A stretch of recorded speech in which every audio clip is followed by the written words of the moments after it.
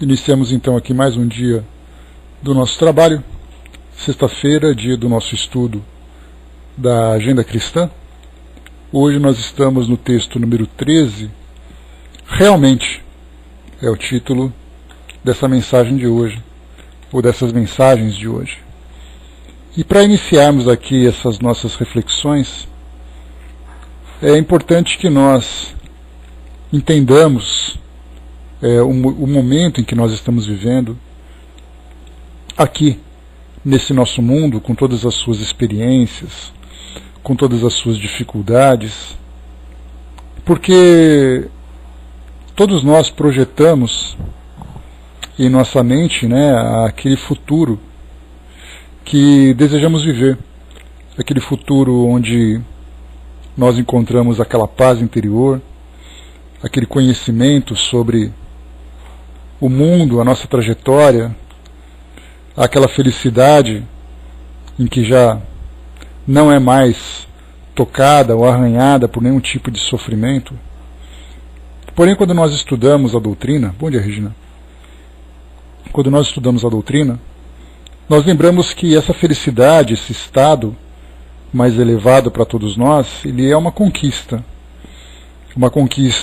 árdua, que exige de nós grandes esforços, que demanda um tempo longo a ser vivido, estudado, trabalhado, que as coisas não acontecem simplesmente por uma questão de milagres, vamos dizer assim. Mas há necessidade de nós vivermos hoje momentos especiais, momentos esses que não necessariamente vão extrair de nós sorrisos, momentos de prazer. Pelo contrário, aqueles momentos mais especiais são exatamente aqueles que exigem de nós uma resistência maior, que é onde nós temos ali, abraço Cunha, que é onde nós temos aquelas experiências, vivemos aquelas situações em que realmente nós somos testados em nossas maiores capacidades e resistências, momentos pessoais, momentos íntimos, momentos nas nossas relações mais próximas, momentos que envolvem o coletivo do qual nós fazemos parte. Então, aquela ideia em que nós olhamos para o futuro e ficamos pensando naquela condição paradisíaca, que todo mundo deseja, todo mundo almeja, todo mundo sonha, nós então colocamos os nossos pés no chão e começamos a olhar em torno de nós e vemos que nós vivemos uma realidade que não deve ser desprezada, pelo contrário, deve ser muito valorizada, porque somente através desses momentos especiais é que nós conseguiremos alcançar esse futuro, e ele vem como uma consequência, porque a dor que nós sentimos hoje não é uma dor meramente aplicada, como se nós estivéssemos vivendo num mundo onde a dor é normal, como se você chegasse numa cidade e encontrasse uma atmosfera poluída, como nós dissessemos assim: olha, eu cheguei nesse lugar, mas eu não tenho nada a ver com isso, e mesmo assim eu estou sendo castigado, vivendo essas dificuldades. Estudando exatamente a realidade que nós vivemos, nós nos percebemos como construtores das dificuldades que nós estamos vivenciando. Bom dia, Eugênia. Então eu sei que eu causei aquela dificuldade, eu sei que eu tenho uma pequena participação, ou uma participação direta ou indireta daquele momento. Então eu sei que as dores que eu vivencio, elas não são aplicações, elas são consequências de escolhas, consequências de experiências que eu estou vivendo. Essa conscientização, para nós que somos estudantes dessa filosofia, é um grande diferencial, porque nos tira daquela condição de passividade, de eterna lamentação, de achar que nós somos infelizes, somos azarados, somos sofremos injustamente e começamos a entender a nossa própria responsabilidade. A partir dessa conscientização, as nossas ações começam a ser diferentes. Por exemplo, nas mensagens que nós temos hoje, o título, mais uma vez, realmente. Realmente a tempestade espanta. Entretanto, ser-nos-á a resistência, acentuar-nos-á a resistência, se soubermos recebê-la. Então já começa a mostrar para nós uma postura contrária daquilo que nós estamos vivenciando. Se essa tempestade espanta, nós começamos a observar as situações difíceis, mais uma vez, né, que nós vivemos naquelas três esferas: na esfera íntima, na esfera familiar, no nosso pequeno grupo mais íntimo, né, mais particular, e também naquela comunidade, naquela vivência mais coletiva. Então, quando nós começamos a ver aqueles momentos de grande dificuldade, se nós soubermos recebê-la, certamente isso vai favorecer, né, vai fortalecer essa nossa resistência. Por exemplo, diante de uma situação difícil que se aproxima ou que está acontecendo, nos prepararmos mentalmente através daquela relação mental com o plano espiritual, através de nossas preces, começarmos a tomar decisões que minimizem o efeito dessa tempestade. Porque quando nós imaginamos uma tempestade real, inclusive há pouco tempo, há umas coisa de 2 ou 3 semanas, nós tivemos aqui em casa a visita de uma amiga que ela tinha passado uns 3 meses nos Estados Unidos, no fim, agora do ano passado, de 2016. Bom dia, Pati. E ele então estava naquele momento, ali perto da Flórida, exatamente no momento em que estava passando um furacão. E é claro, né, comecei a conversar com ela, né, tirando aquelas dúvidas, porque é uma curiosidade natural para quem gosta de apreciar esses eventos, né, a partir de uma perspectiva científica, a vida das pessoas. E eu falava assim, mas como é que eram as coisas lá? E ela falava, olha, as pessoas já sabiam, porque o satélite e tal, as imagens já mostravam a aproximação daquele furacão, que ele ia durar tantos dias. Você percebia algumas pessoas que começavam a frequentar os mercados, comprando aqueles mantimentos mais básicos, acumulando, armazenando água, armazenando comida, alimento não perecível, baterias para as pilhas, né, para as lanternas, enfim, todos aqueles produtos, né, que eram necessários para a manutenção, para o sustento, né, para o conforto daquelas pessoas durante aquele momento. Outros, né, ou naqueles momentos, naqueles lugares mais críticos, aquelas placas para colocar assim nas janelas, para não quebrar os vidros, daquela sujeira que fica circulando com o vento e tal. Então ali, ventos de 100 e 120 km por hora. E aí então percebe então que a tempestade estava chegando. Mas as pessoas começaram a se prevenirem através da compra de produtos, mudança de atitudes. Outras se deslocavam para outras cidades enquanto passava aquele furacão. Os vizinhos ficavam preocupados uns com os outros. Diante de uma tempestade moral, de uma tempestade que muitas vezes nos atinge através de experiências do nosso mundo físico, né? Por exemplo, uma dificuldade de saúde, uma dificuldade financeira, um problema de relacionamento, começamos então a minimizar o efeito dessa tempestade. Mudamos a nossa postura mental, começamos a tomar atitudes que são práticas, começamos a mudar, né, os nossos ânimos para poder enfrentar aquela dificuldade, porque nós sabemos que ela passa.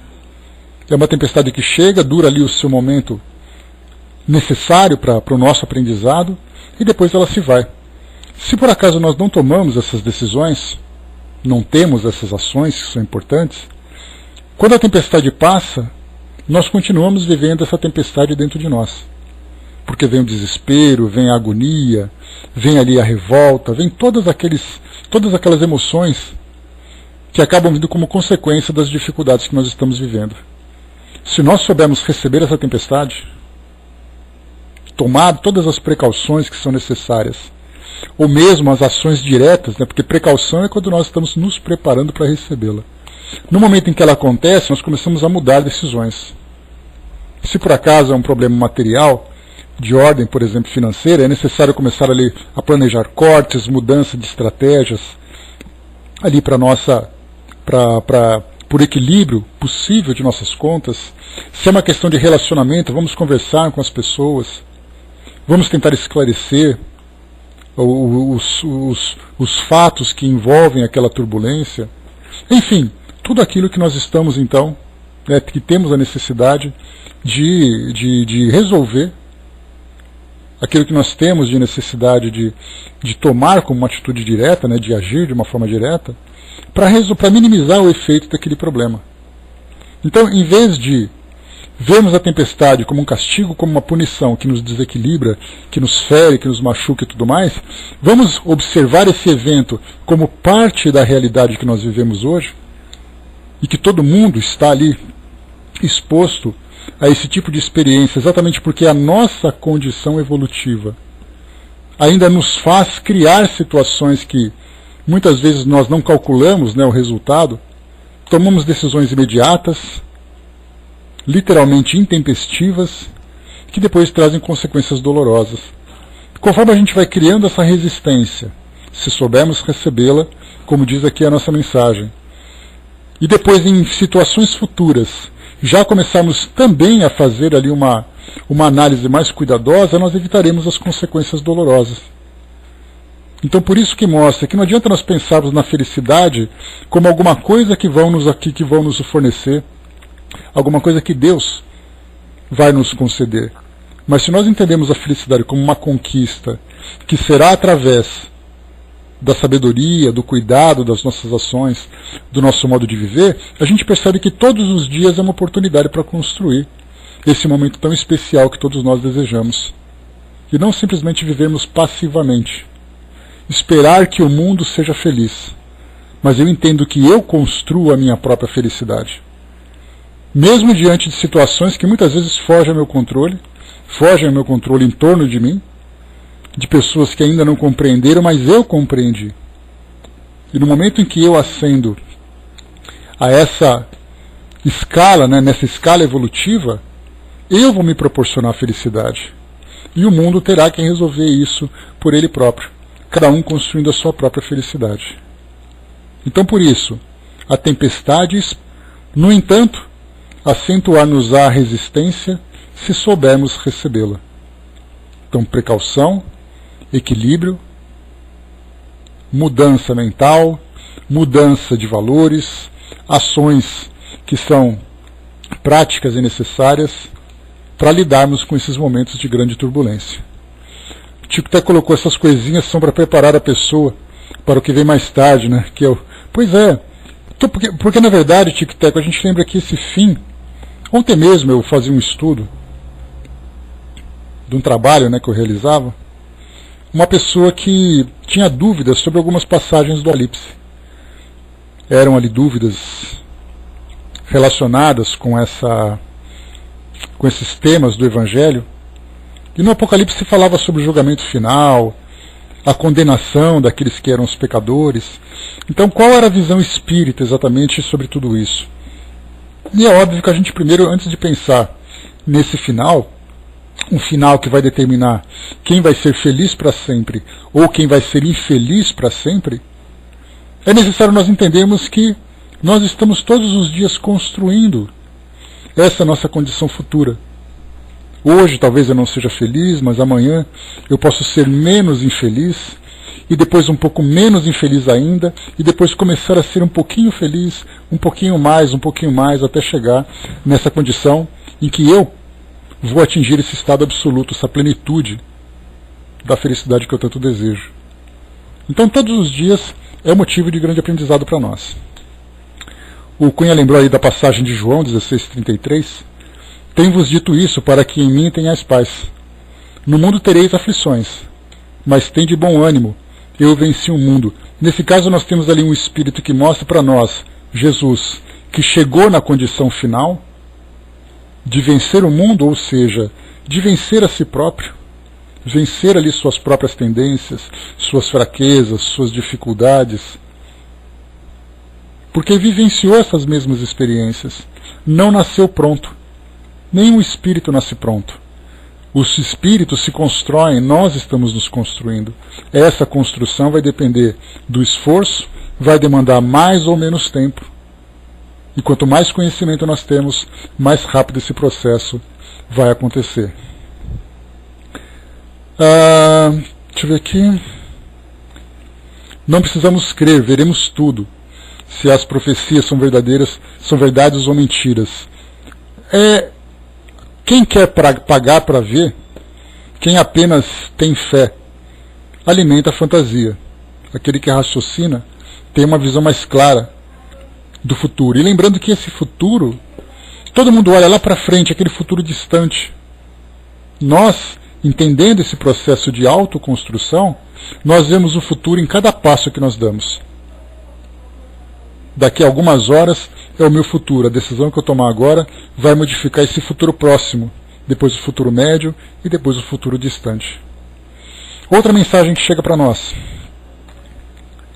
A dor dilacera, mas aperfeiçoar-nos-á o coração se buscarmos aproveitá-la.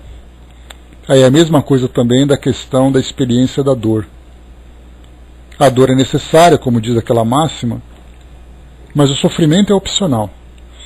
De um modo geral, nós, diante das dificuldades da dor, nós permitimos que ela faça com que nós soframos. E aí então vem ali as nossas lamentações. Através da nossa postura mental, nós potencializamos o efeito dessa dor, e ela se torna uma dor imobilizante, porque imobiliza o nosso modo de pensar, imobiliza as nossas ações, interfere diretamente no nosso modo de viver. E a dor é uma experiência natural para todos nós que nos encontramos aqui nessa faixa evolutiva. Então a dor vai acontecer. Se nós olharmos a dor como algo que nos faz sofrer, nós não compreenderemos o seu real efeito. Qual é o efeito da dor? Despertar a nossa consciência para algo que está errado. Assim como acontece na própria medicina, que observa exatamente a dor como resultado de alguma coisa que não funciona bem no nosso organismo. Se por acaso eu sinto uma dor na unha do pé, eu vou começar a mancar, vou começar a ter dificuldade de usar os meus calçados, qualquer batida vai me incomodar. Então o que eu vou fazer? Eu vou olhar para saber o que está doendo, olhar para saber por que está doendo, vou procurar ali um especialista que possa me ajudar a resolver esse problema, vou fazer o tratamento, seja um tratamento medicamentoso, seja algum procedimento que eu tenha que realizar, para minimizar essa dor. No caso da nossa dor moral, o processo deve ser o mesmo. Eu tenho um relacionamento afetivo, um relacionamento familiar, um relacionamento profissional, social. Esse relacionamento está me machucando. Em vez de eu reclamar da dor que ele me provoca, deixa eu entender por que ele está me machucando tanto. O que eu fiz? Qual é a minha participação naquela relação para que isso me afete dessa forma? Qual é a participação do outro? De que forma? Qual é o remédio? Qual é o tratamento que eu preciso realizar para diminuir e até mesmo curar o efeito dessa dor? Então, quando nós não racionalizamos esse efeito que acontece sobre nós, nós não conseguimos compreender que a dor para nós é um alerta. A dor para nós não é simplesmente um efeito doloroso que vem ali atormentar a nossa vida. Porque é assim que geralmente acontece. Nós vemos na nossa sociedade as pessoas, quando sentem dor, ficam tomadas pela revolta, ficam tomadas por essa imobilização, reclamam, se queixam, acusam, mas não entendem o seu verdadeiro efeito. A dor sim machuca, mas quando nós paramos para entender, analisar o que está acontecendo e tomar ali as providências, nós começamos a aprender com essa dor.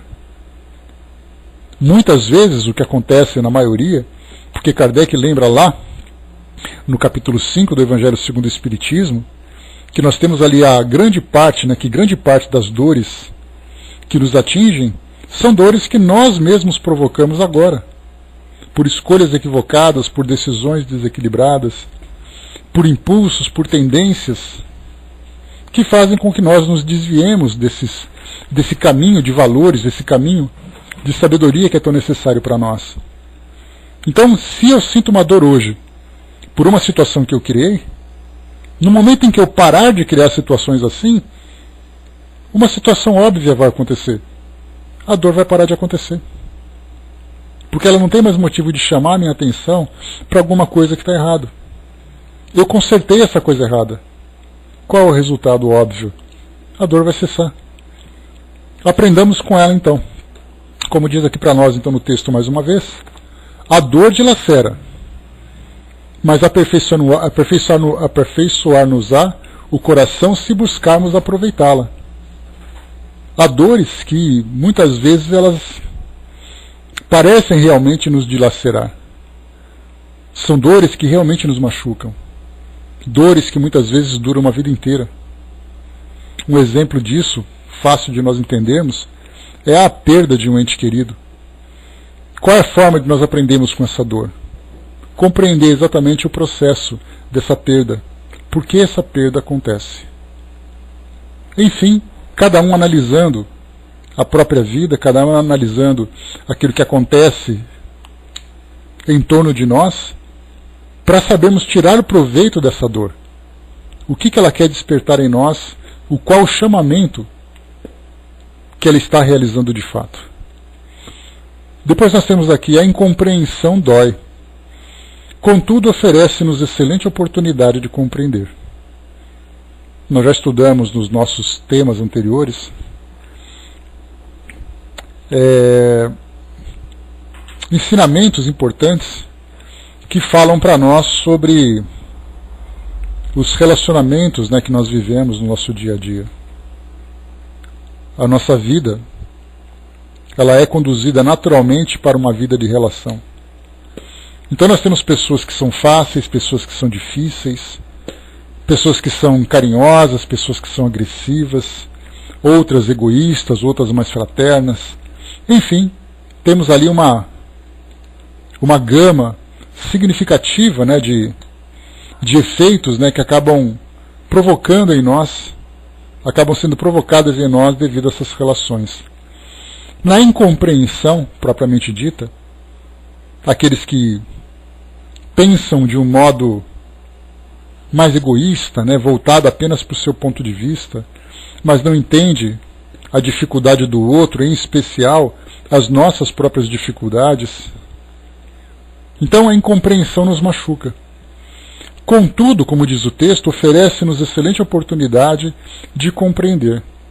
Naquela ocasião em que nós estudamos sobre esse tema, nós falávamos exatamente que todas as pessoas têm ali uma trajetória, e nessa trajetória elas pegaram caminhos diferentes, viveram experiências diferentes, levaram tempos diferentes para chegar naquela condição. Então nós não podemos simplesmente acusar aquela pessoa de ser incompreensiva, mas temos que entender que as experiências que ela vivenciou provocou nela aquele efeito negativo que agora acaba desencadeando em nós essas dores, essas dificuldades. Então, quando nós começamos a racionalizar aquilo que acontece à nossa volta, dentro desses relacionamentos, nós vemos que cada pessoa tem o seu próprio estado íntimo, seu estado moral íntimo. A posição em que ele se encontra, como diz aquela mensagem que eu sempre gosto de lembrar, as suas opiniões revelam o verdadeiro lugar que você ocupa no mundo. Então, às vezes as pessoas têm ali uma opinião, tomam atitudes que certamente nos machucam, mas exatamente esse estado de desequilíbrio, esse estado de perturbação, é algo que ela está vivenciando. E que, embora ela não tenha essa compreensão, ela sofre muito mais do que aquele que sofre a sua incompreensão. Porque ela sempre vai ser infeliz, ela sempre vai ser uma vida tumultuada, crítica, e para que ela possa construir a suposta felicidade que ela deseja alcançar, ela vai ter que se cercar com uma parede, e atrás dessa parede ela vai encontrar muito ódio, ela vai encontrar muita incompreensão com relação a ela também. Ela estará constantemente sendo ameaçada, não vai ter essa paz para poder viver aquilo que ela quer. E esse ponto de vista mais compreensivo que nós temos é exatamente essa sabedoria que nós conseguimos adquirir, compreendendo que cada indivíduo tem sua própria natureza. Isso nos faz lembrar, sem dúvida nenhuma, também, bom dia Roberto, bom dia Nando, isso nos faz lembrar, sem dúvida nenhuma, daquela passagem do Evangelho, quando Jesus diz, né, que dar a outra face. E Kardec foi muito claro também lá no Evangelho, quando ele diz que diante de uma incompreensão, e essa incompreensão pode vir através de um comentário, de uma crítica, até mesmo de uma agressão, esse dar a outra face não significa passividade. Significa inicialmente compreender o estado moral daquela pessoa e tomarmos atitudes para evitar que ela continue ferindo a nós mesmos ou aqueles que estão próximos. Mas não simplesmente retribuirmos aquela agressão, porque do contrário mostraremos o mesmo estado moral. Quantas vezes nós ouvimos aquela ideia, bateu, levou. Para aquele que tem uma visão limitada apenas para aquilo que acontece à sua volta, aquilo que acontece no momento da sua vivência, ele vai dizer, eu não estou nem aí com o futuro. Bateu em mim, levou de volta. Ou seja, a mesma agressividade que o outro apresenta, esse daqui também apresenta. Só que dessa mesma agressividade, embora ela seja reativa, e não ativa, né, porque a ativa é aquele que age. O reativo é aquele que reage àquela agressão. No fundo, embora tenham motivações diferentes, o estado moral dessas duas pessoas é o mesmo. Então não houve mudança, não houve crescimento. E no nosso entendimento sobre a importância do progresso que nós temos que realizar durante a nossa vida, eu tenho que domar essa fera que existe dentro de mim. Kardec também fala sobre os duelos. Vocês se lembram? Ele falava sobre a justiça do duelo, lembrando que no século XIX eram duelos de espadas, eram duelos de tiros. E nós aqui então, trazendo para o nosso presente, falamos sobre duelos da agressividade, o duelo mental, o duelo do egoísmo, o duelo do orgulho. Ou seja, quando duelam duas pessoas, uma vai morrer, uma vai ser destruída, a outra vai ser humilhada, e não existe vencedores. Embora no nosso ponto de vista eu digo assim, eu venci porque eu destruí o outro. Se você destruiu o outro, você acabou de se lesar. E essa lesão que você provocou vai te provocar uma consequência futura. Então nós temos que lembrar sempre que essa compreensão nos coloca exatamente num patamar mais elevado de entender a limitação do outro e todas as ações que nós vamos tomar para evitar que aquela incompreensão continue, ela é, na verdade, para proteger o próprio indivíduo daquilo que ele faz. E nos proteger também desse efeito negativo que ele nos lançou. Então, por isso, a incompreensão, ela não é respondida com agressividade. Ela é respondida exatamente com a compreensão.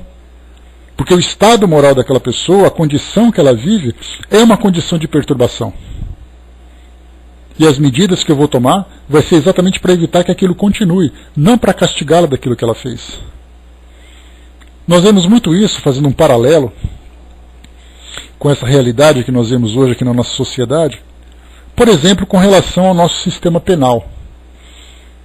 As nossas leis, os nossos presídios. O que a sociedade pensa com relação a um criminoso? Dentro de uma ideia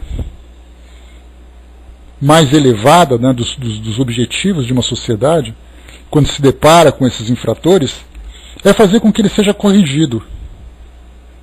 Ele é colocado numa casa de reclusão, onde ele fica recluso, ele fica distante da sociedade, para que ele possa se recuperar e depois ser inserido. E esse é o propósito. Entender exatamente por que ele cometeu aquele crime, de que forma, quais são as ações que podem ser tomadas para que ele se reeduque e não volte a cometer aquele crime. Essa é a ideia geral da justiça. Uma justiça educativa. Mas hoje se tornou tão comum para nós vermos o criminoso como a escória da sociedade, que nós queremos puni-lo. Ou seja, ele machuca a sociedade e a sociedade se vinga contra ele. Por isso então nós não temos mais as preocupações de fazer com que ele se reeduque, que ele aprenda, que ele melhore, que ele volte a ter uma vida. Não, Nós queremos puni-lo. Para alguns países pena de morte, para outros prisão perpétua, para outros colocaram naqueles lugares que muito mais parecem depósitos de pessoas e que se elas se autodestruírem não vai fazer efeito nenhum. Esse tipo de pensamento que a sociedade alimenta é uma sociedade que alimenta o ódio, que alimenta a vingança. E se nós pensamos dessa forma, como é que nós queremos encontrar exatamente aquele mundo perfeito, aquele mundo feliz? Encontrar o mundo feliz se vingando daquele que cometeu o erro? Então, nas nossas relações sociais, bom dia, abraço. Nas nossas relações sociais, nós temos então exatamente isso. Os incompreensivos estão em toda parte. Mas os compreensivos são aqueles que trabalham mais. Mas é exatamente porque conseguiram alcançar essa transformação. A outra mensagem diz para nós: a luta perturba, todavia será portadora de incalculáveis benefícios se aceitarmos o concurso. A luta, que luta será essa? Kardec fala sobre a boa luta, né? O bom combate, lá no Evangelho segundo o Espiritismo, exatamente naquele Bem-aventurados os aflitos. Que lutas seriam essas? Não lutas físicas, porque as lutas físicas terminam quando alguém separa, ou quando alguém desiste, ou quando alguém é derrotado na nossa visão. Mas na verdade nós falamos de lutas morais. Essas lutas, essas são as mais difíceis de serem vencidas, porque elas nos atingem no nosso íntimo. Se nos atingem fisicamente, rapidamente ela termina exatamente porque tem o limite da nossa resistência. Resistência física. A dor moral, ela depende de uma transformação. Essa transformação, para nós, que não é valorizada, que não é percebida pela grande maioria da nossa população, incluindo nós mesmos, porque embora nós tenhamos ali uma compreensão teórica sobre essa questão das nossas lutas íntimas, das lutas morais e tudo mais, nem sempre nós conseguimos superá-las com equilíbrio. Então, saber teoricamente é uma coisa, conhecer teoricamente é uma coisa. Vivermos essa transformação já exige de nós uma força moral, uma resistência moral, que nem sempre temos. Então entendemos a luta.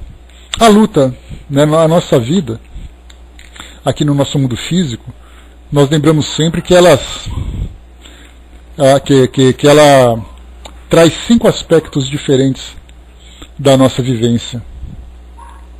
Joana de Ângeles chama isso de o homem integral, juntando ali os seus diversos aspectos. Então nós temos a nossa vida social, todos os tipos de relacionamento que nós temos. É uma luta conviver com pessoas difíceis, conviver com pessoas egoístas. Eu não estou falando nós convivermos com elas. Nós estamos também falando delas convivendo conosco. Porque muitas vezes nós nos colocamos nessa posição de intolerância, de impaciência, de agressividade, de egoísmo. Também somos assim. Não conseguimos essa transformação ainda. Estamos trabalhando para melhorar. Então a nossa vida social, a nossa vida biológica, essa é a nossa vida biológica, cuidar do nosso corpo físico, manter a nossa saúde, cuidar das dificuldades que surgem pelas doenças, pelos ferimentos físicos. Isso para nós é um problema. Me recordo quando eu trabalhava num hospital, na sessão de atendimento, e uma das primeiras instruções que nós recebemos quando nosso grupo ali, quando nós começamos a trabalhar nesse departamento, era: toda pessoa que chega no balcão é uma pessoa doente. E muitas vezes ela vai descontar em cima de você a dor que ela está sentindo. Então compreenda que o problema é com ela, não é com você. Então a dor de fato nos desequilibra. Ontem mesmo saiu uma reportagem na televisão dizendo que 70% dos profissionais de saúde no Brasil já sofreram algum tipo de agressão no local de trabalho. 70%. Entre médicos, enfermeiros, atendentes. Porque as pessoas, quando sentem a dor física, elas muitas vezes perdem o equilíbrio. E isso realmente nos desestabiliza. Basta perceber, quando a gente fica doente, fica amuado, fica queixoso, fica revoltado, desanimado. Então isso faz parte dessa nossa realidade. E muitas vezes essa é uma luta muito difícil que nós temos que travar. Lutas, inclusive, que passam uma vida inteira. Não há emocional que resista, né, Eugênio? Depois nós temos a nossa vida afetiva. Os nossos sentimentos. Os nossos sentimentos em casa, no trabalho, que é uma consequência direta das nossas relações sociais, da nossa vida social. Uma vida social que não é saudável vai nos desequilibrar emocionalmente, vai ser somatizado afetando o nosso corpo físico, vai trazer ali um desequilíbrio espiritual para todos nós. São lutas que todos nós enfrentamos. Mas mais uma vez, conforme aquela passagem inicial da primeira mensagem que nós ali estudamos, a tempestade espanta. Entretanto, acentuar-nos-á a resistência se soubermos recebê-la. E a mesma coisa diz respeito também com relação à dor, que ela dilacera, sem dúvida nenhuma. A dor moral, a dor física, a dor social. Por que dor social? Você não ser compreendido pelas pessoas que convivem com você. E nós temos isso numa sociedade hoje cada vez mais intolerante, em que qualquer tipo de ideia que você emita, seja no seu círculo de relação física, hoje, como eu sempre falo para vocês, o mundo virtual é um grande fenômeno que nós vivemos nesses últimos anos, em que você cria um outro tipo de vínculo com essas pessoas e que também te provoca efeitos diretos. Há coisa de 30 anos, por exemplo, você não tinha uma internet tão ativa, tinha ali aqueles salas de bate-papo, aquela coisa toda, que eram muito raras, né? Não era alguma coisa tão difundida. Hoje você está andando na rua, seu celular toca uma mensagem que pode te trazer felicidade ou infelicidade. Você acorda, você liga ali o seu computador, liga ali o seu aparelho ali, você vê a primeira mensagem, pode ser um bom dia, ou pode ser um comentário negativo, azedo, que vai estragar teu dia. Então nós estamos o tempo todo sendo expostos e provocados. Então é uma luta constante que nós temos para manter o nosso equilíbrio e para manter a nossa paz interior. Só que muitos de nós acabam perdendo essa luta exatamente pelo desequilíbrio. Por isso a luta perturba, como diz para nós a mensagem. Todavia será portadora de incalculáveis benefícios se lhe aceitarmos o concurso, ou seja, a luta traz para nós desafios. Faz com que nós sejamos mais tolerantes, mais compreensivos, mais fraternos, mais equilibrados, mais produtivos com aquilo que nós emitimos. E isso, sem dúvida nenhuma, é um ganho significativo para todos nós. E não simplesmente enfrentarmos uma luta como se fôssemos aqueles soldados que saem desembestados pelo campo de batalha, um querendo matar o outro. Mas por que eu tenho que derrotá-lo? Se ele está perturbado, o problema é dele. Eu vou me defender e vou tentar ajudá-lo, ou ajudar aquela situação a se tornar melhor, e não fazer com que ela seja pior, porque é o que acontece hoje. Hoje a ideia da nossa sociedade não é uma ideia, como dizem os sociólogos, uma ideia associativa, em que nós vamos nos aproximando pela afinidade, pela compreensão, pelo desejo fraterno de união. Nós vivemos hoje uma sociedade dissociativa. Dissociativa porque nós temos conflitos e competições em todas as situações que nós vivemos. Você está conversando com uma pessoa sobre um esporte, sobre uma situação do nosso país, questão política, econômica, sobre uma coisa que você vê na televisão, sempre tem aquela disputa para saber quem tem razão. E dessa competição surgem as disputas. E nós vemos isso hoje com toda facilidade. Você liga a televisão, passeatas, quebra-quebras, agressividade, um colocando a força sobre o outro, independente de respeitar direitos ou deveres. Então vivemos isso hoje o tempo todo. Então a luta perturba, mas nós temos que saber lidar com essa luta de uma forma produtiva, de uma forma que nos proporcione crescimento. O desespero destrói, diz para nós aqui outra mensagem. Diante dele, porém, encontramos ensejo de cultivar a serenidade. Vocês se recordam que no início do nosso estudo, eu falei que todos nós desejamos a felicidade.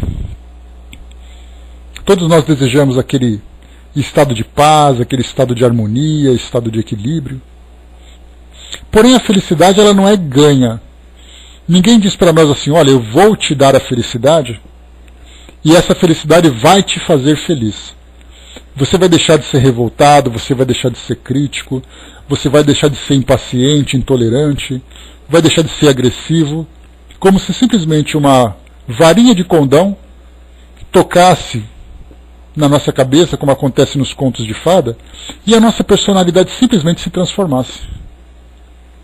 Eu não gosto de quem usa aquela bandeira, uma bandeira política, ou uma bandeira de uma nacionalidade. Eu não gosto.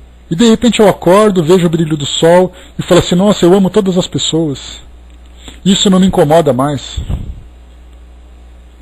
Eu torço para esse time, mas eu detesto aquele outro time. Não, hoje para mim não tem mais importância nenhuma. Eu vou abraçar a todos, eu vou torcer para que todos sejam felizes. Não acontece dessa forma. Para quebrarmos essas barreiras que provocam em nós essas dissensões, essas dissociações, eu preciso de uma transformação na minha mente. E para isso, eu preciso ser provocado para entender a necessidade da mudança. Para que eu possa ser feliz, o primeiro grande efeito que eu tenho que cultivar na minha mente é a serenidade. Porque ela vai me colocar com equilíbrio, com tranquilidade, com harmonia, mesmo diante dessas dificuldades. Mas para que eu possa cultivar a serenidade, eu tenho que ser provocado para que ela aconteça. E o que provoca em nós a serenidade? Os conflitos, as dores, o momento de desespero. Aí então eu vou respirar fundo, fechar meus olhos, elevar meu pensamento e falar, calma. O que eu preciso fazer da forma certa, da forma equilibrada, para que isso se transforme? Então, para que eu possa ser feliz, ninguém vai me tornar sereno. Eu vou me transformar através da conquista em uma pessoa serena. E aí eu vou perceber que esses desafios, essas provas, essas provocações, virão, na verdade, como um estímulo para que eu possa me transformar. Rapidamente, para a gente poder terminar, vamos lá. O ódio enegrece. No entanto, descortina bendito horizonte a revelação do amor. O ódio que nós vemos hoje, né? O ódio que talvez nós sintamos, talvez que pessoas próximas sintam por nós ou por outras pessoas. Aquele ódio que nós vemos, né, na televisão de pessoas que se machucam, se ferem, se destroem. Se aquele ódio existe, eu sei que o sentimento oposto a ele é o amor. E aí então eu começo a pensar em quais seriam os caminhos para fazer com que esse amor aflore. E eu vou começar principalmente dentro de mim. De dizer assim, aquelas pessoas se odeiam, mas eu não tenho esse sentimento dentro de mim. O que exatamente faz com que, ainda que seja aquele pequena fagulha de ódio, brote em mim? E eu começo então a fazer aquele trabalho de transformação. Porque o exemplo ostensivo eu vejo nas pessoas. E eu não quero ser aquilo. Eu não quero agir daquela forma. Então eu começo a ser mais cuidadoso e buscar dentro de mim tudo aquilo que me provoca esse efeito. E aí então eu venho com a serenidade, com a paciência, com a tolerância, para conter e até mesmo dissolver esse sentimento de ódio, para fazer com que o amor se revele. O amor esmaga. A aflição esmaga. Abre-nos, todavia, as portas da ação consoladora.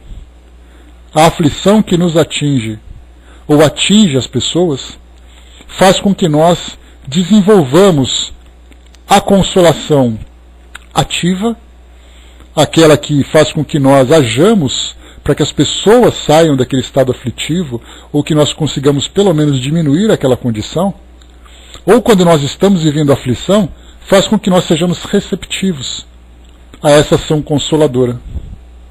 Nem sempre ela vem da forma como nós gostaríamos. Nem sempre essa ação consoladora chega até nós. Mas aí, quando nós não recebemos, nós entendemos a falta que ela faz. Quando surge a oportunidade, nós praticamos e percebemos a importância que ela tem. Porque nós temos duas formas de ter aprendizado, de ter esse aprendizado. Aquela forma, como diz dentro de uma máxima dentro da doutrina espírita, ou você aprende pelo amor ou aprende pela dor. No caso, por exemplo, da caridade, você pode aprender a importância da caridade praticando-a e percebendo o seu efeito, ou você pode perceber a importância da caridade não tendo-a e depois sofrendo o seu efeito. Quando você mais precisar, ninguém vai te estender a mão. Aí você vai perceber como faz falta aquela mão amiga, aquele ombro amigo, aquela assistência. Se nós aprendemos com a dor, nós podemos também aprender com o amor. Eu sei a importância de estar próximo a alguém que sofre quando eu me aproximo das pessoas e tento ajudar. E eu vejo que essa virtude que existe em mim, que é a caridade, provoca uma transformação positiva. Então eu posso perceber a existência e a importância desses valores, da consolação da caridade, trabalhando com ela, agindo com ela, ou sentindo que ela não está perto de mim quando eu mais precisar. Aí é uma questão de sabedoria. Como diz aquela frase, aquele pensamento que eu sempre gosto de trazer para nós, que diz assim, que há pessoas que são ingênuas, elas só aprendem com os próprios erros. Há pessoas que são arrogantes, elas não aprendem nem mesmo com os próprios erros. E há as pessoas que são sábias, que aprendem com os erros dos outros. Então nós vamos escolher, diante dessa situação de aflição que nós estamos vivendo, como nós vamos lidar com isso, ajudando as pessoas ou esperando essa ajuda. E mesmo que ela não vier, nós devemos entender, porque se ela não veio, foi porque nós não cultivamos. Se na sua plantação, lá na sua lavoura, não tem o fruto que você esperava, foi porque você não semeou. E não vai nascer do nada porque você está passando fome. Se você semeia, quando você vai buscar, ela está lá. Então, usando essa analogia, esse simbolismo, com relação a tudo aquilo que nós oferecemos e recebemos, exatamente esse paralelo ele é muito real.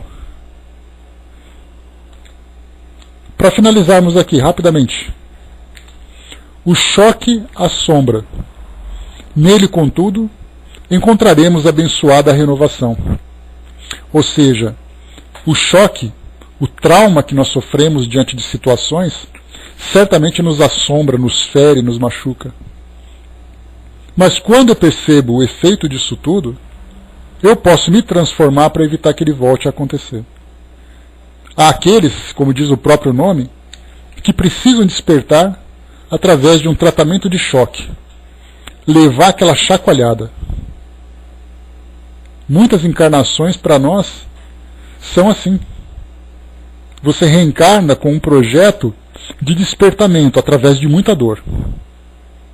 Você vai reencarnar num ambiente difícil, numa condição difícil, tendo ali as necessidades afetivas, materiais, das mais básicas, porque você está resistindo. Nós aprendemos sobre isso lá no nosso livro Recordações da Mediunidade, de Dona Ivone do Amaral Pereira, quando nós estamos aprendendo ali sobre a vida de Leonel, aquela nossa personagem, que estava ali sendo obsediada, que cometeu suicídio. Aquele que era o seu mentor espiritual disse, durante milênios nós estamos acompanhando para tentar fazer com que ele se modifique, e ele não se modifica. Então nós decidimos deixá-lo à própria sorte. Ele vai ter que aprender com os erros diretos. E ele sofreu muito com isso. Em cada situação que era construída para que ele pudesse se desenvolver, ele fazia exatamente o contrário. Chegou a hora que ele disser assim, vamos deixá-lo à própria sorte. Vai sofrer os efeitos no mundo físico, vai sofrer as perseguições, até ele não suportar mais. No momento em que ele disser, pelo amor de Deus, me ajuda, é o momento em que começa a transformação. Esses são os arrogantes. Não aprendem nem mesmo com os próprios erros. como diz aquela nossa mensagem. A prova tortura. Sem ela, entretanto, é impossível a aprendizagem. Fazendo uma comparação da prova acadêmica, o professor passa a matéria na sala de aula, explica, desenha, orienta de uma forma particular, e aí então aquele conhecimento é colocado à prova. Por isso são as provas acadêmicas. Tem aquela prova que é surpresa, para saber se você assimilou alguma coisa durante a aula normal. Tem aquela prova programada, quando ele avisa, olha, se prepara porque aquela prova vai chegar. E aí você faz a prova e vem a sua nota. Dentro do nosso mundo íntimo, do nosso universo moral, as provas têm o mesmo princípio. A prova da paciência, a prova da tolerância, a prova da falta, a prova do excesso. Através dessas provações, nós desenvolvemos então e testamos, na verdade, o nosso aprendizado. Porque o aprendizado ele vem no nosso dia a dia. Os exemplos, as experiências estão aí. Algumas vezes chega uma prova que é difícil, dolorosa. A prova tortura, como diz aqui o texto. Mas sem ela, na nossa condição atual, se o professor não disser para os alunos, pessoal, temos prova amanhã, ninguém vai estudar, ninguém vai aprender, ninguém vai se preocupar. Toda aquela lição que foi transmitida vai ser perdida, porque eu não tenho obrigação nenhuma de me sentar, dedicar aquele meu tempo, salvo alguns alunos, né, que são aqueles mais aplicados, que gostam do conhecimento. A grande maioria, se você não chamá-los à atenção, exigir um trabalho, exigir uma prova, para que ele possa ser aprovado no final do ano, ele não vai se dedicar em absolutamente nada, os livros vão ficar jogados no meio do nada. Mas se você disser, olha, vai ter a prova, aí todo mundo vai fazer uma recapitulação, uma revisão daquela matéria, para poder chegar no momento e estar preparado para isso. A prova moral, as provas da vida, têm esse mesmo propósito. Sabemos que existe a caridade, tolerância, paciência, tudo aquilo que a gente vai repetindo, que são as virtudes, que são as ferramentas básicas que nós utilizamos no nosso cotidiano. Mas quando você vai fazer com que elas sejam realmente aplicadas? Quando realmente elas vão ser ali exigidas de nós? Quando nós formos submetidos às provas. Tem provas para nós que são muito, mas muito difíceis. Comentei com vocês já daquela jovem que estava sendo ali provada, porque ela era uma suicida, assim como Dona Ivone, a própria história da Dona Ivone do Amaral Pereira, é assim. Suicida numa encarnação anterior, seria provada, assediada, testada no seu limite, para que suportasse as dificuldades da vida e não cometesse novo suicídio. Se nós achamos que as nossas dificuldades são grandes, imaginar alguém que passa uma vida de infelicidade e não apenas é infeliz, é também perseguida pelas suas lembranças, pelos seus algozes. Isso é uma prova muito difícil. Então nós podemos, através da boa vontade, estudarmos todos os dias. Faz a lição de casa, faz ali os trabalhos, faz as pesquisas, gosta de aprender, que se a prova surgir, a matéria está fresquinha na cabeça. Se nós exercitarmos e procurarmos entender todas essas virtudes, no momento em que a prova chegar, nós estaremos prontos para ela. Então as provas difíceis surgem para os alunos mais rebeldes. Para aquele bom aluno, bom estudante, as provas fazem simplesmente parte de um processo de aprendizado. E finalmente, o obstáculo aborrece. Temos nele, porém, legítimo produtor de elevação e capacidade. Quando falamos de obstáculo, falamos das dificuldades que surgem no nosso dia a dia. As dificuldades do trabalho, das relações. Você quer fazer uma coisa, mas não pode porque tem aquele obstáculo. Vamos estudar como contorná-lo, como retirá-lo. E a aplicação também dessa prova. A prova e o obstáculo. Duas experiências que são normais para todos nós. Alguns ficam estagnados diante do obstáculo. Desistem, abandonam, se revoltam. Outros enfrentam. Quanto maior a nossa determinação e capacidade que nós vamos desenvolvendo, menos dificuldade nós teremos de transpor esses obstáculos. Então essa é a nossa mensagem de hoje. realmente chama a nossa atenção para aquilo que nós desejamos ser. Espíritos felizes, espíritos equilibrados, mas mostra também para nós o que nós precisamos fazer para chegar até lá. Não esperarmos simplesmente que os milagres aconteçam, que nós recebamos tudo sem nenhum tipo de merecimento. Então, pessoal, esse é o nosso estudo de hoje. Pensemos muito em tudo aquilo que nós precisamos fazer para diminuir cada vez mais as dificuldades que nós estamos ali vivenciando. Quanto maior a nossa dedicação, menores serão os nossos esforços.